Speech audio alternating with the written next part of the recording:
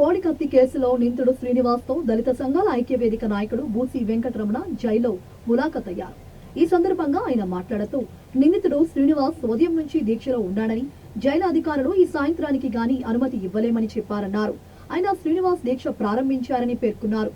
శ్రీనివాస్ ఆరోగ్యంపై ఎప్పటికప్పుడు health bulletin ఇవ్వాల్సిన బాధ్యత జైలు అధికారులకు ఉందని, కోడికత్తి కేసులో బాధితుడు జగన్ కోర్టుకు వచ్చి సాక్ష్యం చెప్పాలని డిమాండ్ చేశారు. ఎలాంటి కుట్ర కోణం లేదని ఎన్ఐఏ స్పష్టం చేసినా ఇంకా ఎందుకు జగన్ కోర్టుకు వెళ్లారని ఆయన మండిపడ్డారు.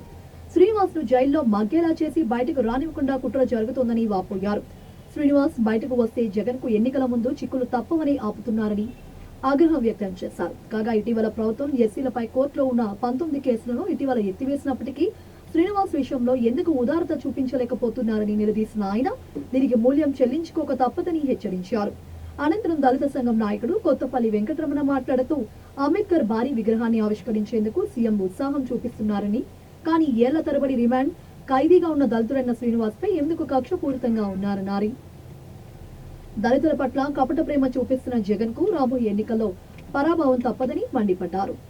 సమస్యని ప్రభుత్వం దృష్టికి, ముఖ్యమంత్రి దృష్టికి, ఇతర రాజ్యాంగ వ్యవస్థల దృష్టికి తీసుకెళ్లాలనే ఉద్దేశంతో అతను ఈ రోజు నుండి ఉదయం నుండి ఆమరణ నిరాహార దీక్షకు పూనుకున్నాడండి. ఆ సమాచారం మాకు నిన్న ప్రెస్ ద్వారా తెలిసి ఇవాళ ఆయనకి సంఘీభావం చెప్పాలని చెప్పి విదసం ఐక్యవేదిక నాయకత్వం ములాఖత్ తీసుకొని ఆయన కలవడం జరిగింది. అతనే చనిపోయే విధంగా చేస్తున్నాడు. నిరాహార దీక్ష ద్వారా కూడా అతను కూడా ఆమోదమేమో తెలియదు, కానీ ప్రజలందరూ చూస్తారు. నిరాహార దీక్ష అనేది అతని ప్రాథమికమైనటువంటి హక్కు, నిరసన తెలిపేటువంటి హక్కు.